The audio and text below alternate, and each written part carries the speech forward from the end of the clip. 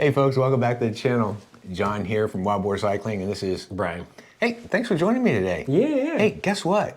What? I've got some really cool results from that Sonoma State University study. I mean, it's about time. We did catch a little bit of flack in the comments that we didn't put any results from you being a human guinea pig. Yeah, human guinea pig. But results are in, sort of. Well, sort of results are in. Yeah. And remember the study, and here's the link to what that looked like previously, is the study that's being done right now at the university is comparing ERG mode, ERG mode, to Sim mode on indoor trainers.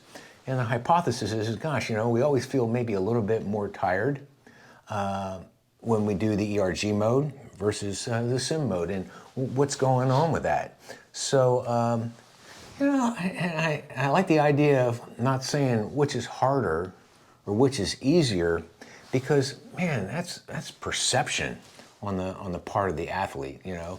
For one athlete, that may feel harder for the other one, but if we need to look at the data, that's what I think is more important about this. And folks, this is one sample size. I mean, you know, right now the Just goal... this guy. This is my sample size. This is one person out there doing this activity, and the goal is to get some other ones. And at the end of the video, I'm going to put a little flyer out. If you're in Northern California and around Sonoma State and you want to do this, I'll give you Dr. Chung's contact information. Okay, but we're stopping right here and say here's a little video about what that looked like.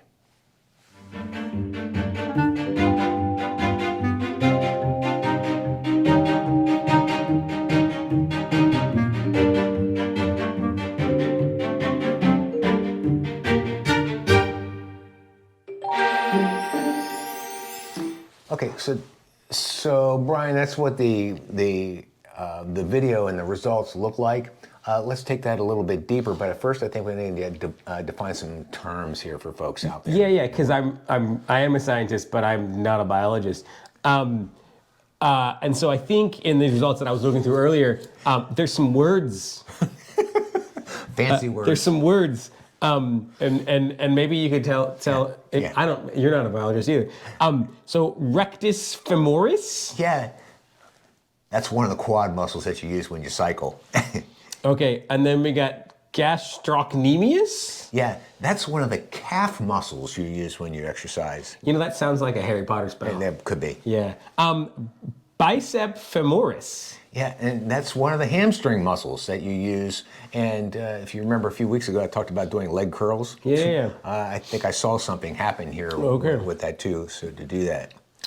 Cool, okay, so if we throw around some of those words, that's what they mean: quad muscle, calf muscle, hamstring muscle. But so again, results worth clarifying. This is not entire study results. This is John's data. Yeah. What did they tell you? Well, so and to emphasize that point, Brian, it is so difficult to generalize to the whole population the results of one person's work. So this is a comparison. Now here's some slides on this of my right leg in ERG mode and my right leg in Sim mode. So here's a picture of that. So I'm gonna try to clarify that a little bit, because it's kind of messy on that picture. It looks like the ERG mode caused my quad and calf muscles to fatigue more quickly, as activation of the hamstring muscles was more evident during Sim mode. So during the ERG mode, my quad and my calf muscles were spot on, but boy, when we went into Sim mode, you could see the fatigue after having done the ERG mode.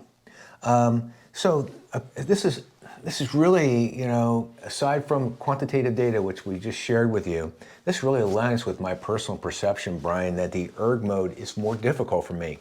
And I think that's because, you know, the ERG mode adjusts to your weaknesses and makes you really focus on that. Oh, interesting. So I think that's my personal area cycling weakness. So from this standpoint, my personal results, ERG mode was more difficult for me than the Sim mode because of muscle activation. Had nothing to do with heart rate or respiration rate or any of that, or watts. It had to do with which muscles are getting fatigued more quickly.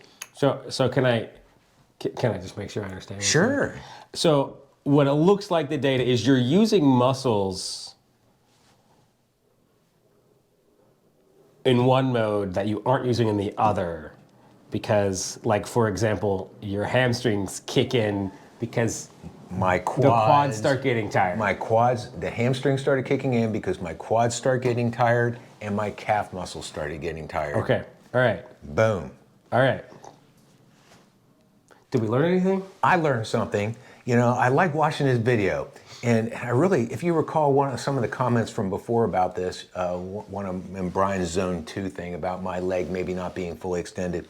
Well, I took a measurement of those angles, and I found that my leg angle at full extension at the bottom of my pedal stroke is 15-degree bend in my knee, which is really standard procedure for cycling. You don't want it more than that, and you don't want it less than that. So, what else am I going to learn? I'm going to stick with the ERG mode on my indoor trainer. I don't find it necessarily to do the sim modes. I get plenty of sim activities when I'm outside riding with the group or riding in an event. So yeah, that's it. Cool. Yeah. I think we'll be sure to make sure we put on the channel and share the final results when all the participants' data has been summarized and analyzed as we get deeper into this process. But it's fascinating. This is something that maybe you don't hear a lot about in cycling. You hear a lot about VO2 max and watts and ability to process calories and that kind of thing. Well, this is something different. This is how do your muscles activate when they're challenged. Yeah, that's cool. Very cool. Nice. All right, so in the meantime, thanks for tuning in. Hey, subscribe, and then go out and Have fun. ride, and keep the rubber side down, right, guys? Bye, y'all. We'll Bye. see you next time.